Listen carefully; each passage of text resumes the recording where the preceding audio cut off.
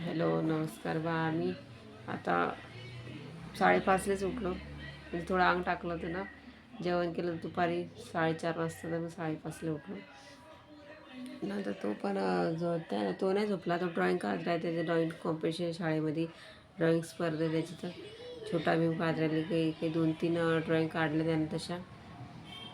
संध्याकाळी तर संध्याकाळचं मी आवरलं. मी चपाती केल्या, व्हिडिओ काढला, 5 मिनटाचा व्हिडिओ काढला.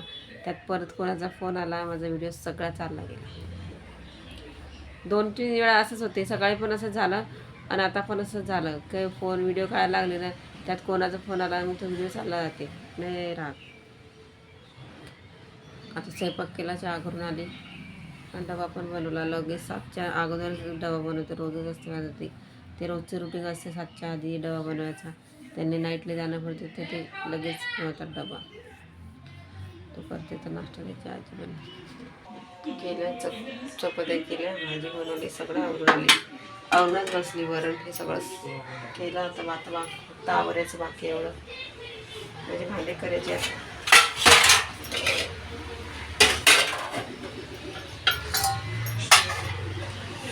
संध्याकाळचा स्वयंपाक 7च्या आतमध्ये करते.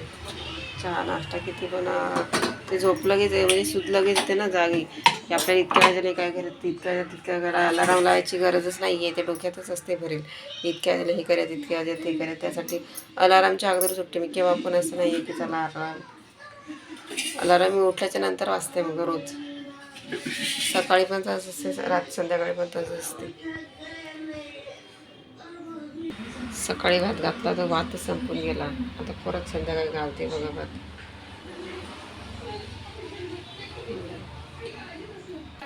लावलं कुकर, संध्याकाळचा भात लावला, कारण की भात संपला होता ना.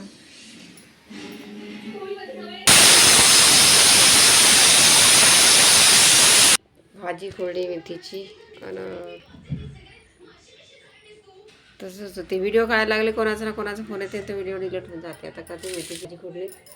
आता करते नाश्ता, जेवणच करते संध्याकाळचं. जेवणच करते संध्याकाळचं. पिल्लू झोपला, त्याला आणते आता. जेवली आता. ते 8:30 वाजले. जेवण घेतलं लवकर, मग लवकर झोपते. लवकर झोपायचं, लवकर जेवायचं आणि लवकर झोपायचं, म्हणजे ते सवयच आहे माझी. लेट नाही जेवायचं. तो पिल्लू आणि मी लगेच जेवते. उशिरा जेवलं की मग फिरणं होत नाही, काय नाही. दुसरी कामं होतात ना. मग आपलं जेवलं की लवकर काम होतं. भांडी बिंडी होते, किचन आवरणं होते. त्यासाठी लवकर जेवायचं, मोकळं व्हायचं. जेवायचं, नांग टाकायचं, बाकीचे कामं करून करायचे. मग त्यासाठी आपले कामं आपण करायचे, आपले सर्व कामं पटपट. तो पण जेवला आणि झोपला. तो पण जेवला आणि झोपला. तो म्हणतो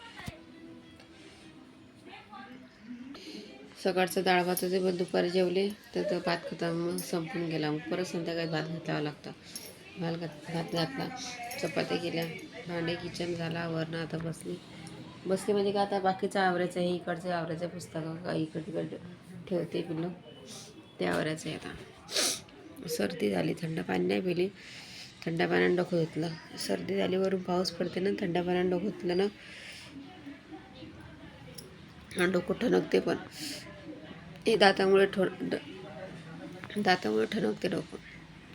थोडं थंड डोकं धुतलं का, थंड पाणी पिलं का, थंड म्हणजे काहीतरी केलं ना तर ठणक लागते लगेच. बाहेर कपडे होते, ते बाहेर घरात आणले ते कपडे घातले. बाहेर पाऊस चालला तो सुकत नाही कपडे. बाहेर आतमध्ये जसे लटकून ठेवते, म्हणजे रात्रभर पंख्यात सुकतात ते कपडे. कामं करून घेते, आवरून घेते. बाकीचं आवरलं, पण इकडचं आवरून घेते आणि इकडचं आवरून घेते. म्हणजे डोकं दुखते जरा. फोनातली चार्जिंग पण खतम झाली माझ्या फोनातली. फोन चालू, व्हिडिओ काढायला गेले, कोणाचा फोन येते, कोणाचा फोन येते. व्हिडिओमध्ये डिस्टर्ब होऊन जाते. मग कोणी असलं तरी पण आम्ही डिस्टर्ब होतो. त्यामध्ये एकांत पाहिजे, पण एकांत होतच नाही ना. काय ना काय असतं प्रॉब्लेम. त्यासाठी आमचा व्हिडिओ काढणं नाही होत रोज. म्हणजे रोज तर टाकतो व्हिडिओ, पण असं वेळेवर नाही होत. कोण ना कोणी मध्ये असलं की आम्हाला डिस्टर्ब होतं. डिस्टर्ब आलं की व्हिडिओ काढतच नाही. त्याचं पण तसंच, त्याचं माझं पण तसंच. ते मध्ये असलं ना मग तो टाईमच घालवतो तसाच. चला, गुड नाईट सगळ्याला. आता मी झोपते बाबा. झोपते नाही, आवरायचं राहिलं तर तो झोपला नाही पिल्लू.